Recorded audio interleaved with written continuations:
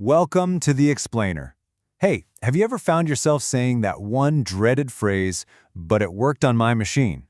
Well, if you have, you're in the right place. Today, we're going to master Python's digital sandbox, the virtual environment, and put an end to all that project dependency chaos for good. So, here's our roadmap. We're going to start with that classic developer headache, then roll out the awesome solution. I'll show you exactly how to get it running, and we'll finish up with the one pro move that makes sharing your code totally painless and professional. Let's dive in. All right, so anyone who's installed a few Python packages has probably hit this wall. It's that classic problem that leads to, you guessed it, but it worked on my machine. Okay, let's break it down. Picture this. You've got App A, an older project, and it needs version 1.0 of some library. But your shiny new project, App B, needs version 2.0 of that same library. If you upgrade it for App B, you break App A. You're totally stuck. Welcome, my friend, to dependency hell. So what's the move? You can't just have both versions installed on your main system. It's just not going to work. One of your projects is guaranteed to break. And the solution isn't to go out and buy a bunch of new computers. Nope, it's to create these little isolated Python worlds right on the machine you already have. And that solution, the hero of our story today, is the virtual environment. Seriously, the best way to think about it is like giving every single project its own clean, organized, and totally separate workshop. Now, the official definition calls it a self-contained directory tree. But what does that really mean? In simple terms, it's just a folder. A special folder that holds its own copy of Python and a private little space for only the packages that this one project needs. The rest of your system? Completely untouched. The digital sandbox is the perfect way to think about it.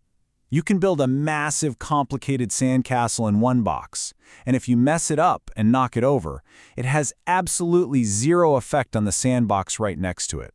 You get total isolation and total control. It's awesome. Okay, enough theory, right? Let's actually get our hands dirty.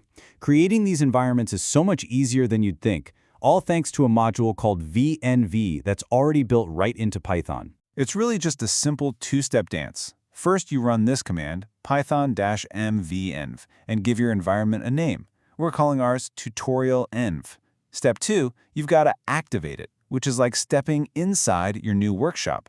Just be sure to use the right command for your system, because it's a little different for Mac and Linux versus Windows. And you'll know it worked because of this little clue right here. Your command prompt changes. You'll see the name of your environment, tutorial-env, right there in parentheses. That's your signal. That's how you know you are safely inside the sandbox. Anything you install from now on stays right here. So, our clean workshop is officially built. Awesome. Now, it's time to stock the shelves with all the tools, or, packages that our project needs. And to do that, we use the one and only pip, Python's package manager. Once you're inside that activated environment, life is all about pip. You can search for packages, install whatever you need with a simple pip install, and even upgrade them down the line. It's super straightforward. Now, let's say you want to see what's actually installed in your little workshop. You've got two commands for that. Pip list gives you a nice, clean list that's easy for us humans to read. But pip freeze, that one's special. It gives you a list that's formatted perfectly for a computer to read. And that little difference is the key to our pro move. Okay, this is probably the most important part of the whole process. How do you share your amazing project so that it just works for somebody else first try? The answer is a simple little text file, usually called requirements.txt. This thing is a game changer for making your projects reproducible. And this one command does all the heavy lifting. It takes that machine-friendly output from pip freeze, and instead of just showing it on the screen, that little arrow tells the computer to redirect it, to pour it right into a file named requirements.txt. Just like that, you've created a perfect snapshot of every single package and its exact version. The best way to think of this file is as a recipe card for your project. It lists every single ingredient, every package, and the exact measurement, the exact version number needed to bake the same cake. Anyone who has this recipe can create the exact same setup. No guesswork. And here it is, the big payoff.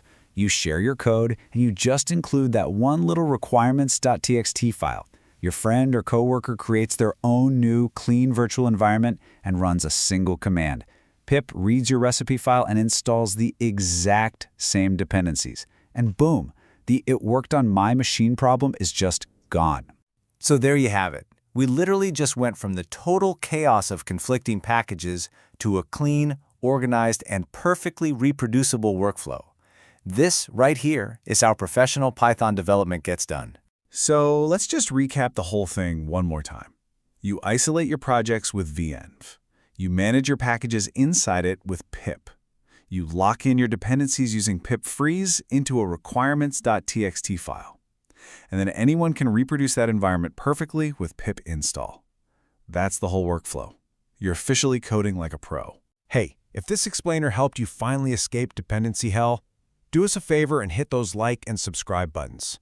It really helps us keep making more guides just like this one, and you won't miss what we've got coming up next. And of course, for even more tutorials and deep dives into Python, be sure to check out all the resources over at www.plus2net.com. Thanks so much for watching. Now go on, what's the first project you're going to clean up with a brand new virtual environment? Happy coding!